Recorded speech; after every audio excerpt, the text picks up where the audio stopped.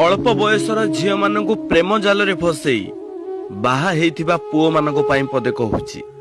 संसार विषय किछि जानि नथिबा झील खास तमको विश्वास करी निज परिवार को अलग करी तम परिवार सहित मिसिबार प्रयास करी थाए।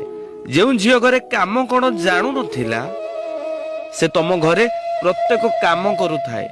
अल्प बयसर जीवन रे खुशी पाइबा पई तमको विश्वास करी तम सहित आसीथिला, किंतु तमे माने कोन कल जेते बेले तम मानकर आवश्यकता पूर्ण करी देलो किछि दिन परे जंत्रणा ठारू भी अधिक विश्वासघातक काम ता सहित कल। अरे झीटी अल्प बयसरू जेउ समय से खुशी रे बुलिबा कथा से समय तमे ता हाथ रे छुआ धरई देल। निजर सुंदरता को भूली निज पिलार लालन पालन करने समय रे तमे माने अन्य झील मानक सहित डारेनारे कल। काहाकू विश्वास करी आसीथिला। अरे ता बापा मां को त्याग करी तम मानक हाथ धरी थिला किछि दिन खुशी रे रहिबा पाई, किंतु तमे माने ता सहित कोन करूछ? निज मां भौणी कथारे पड़ी निज स्त्री को गाली सहित माड़ भी मारुछ, जौतुकर निर्यातना दउछ। कोन भूल करिथिला से?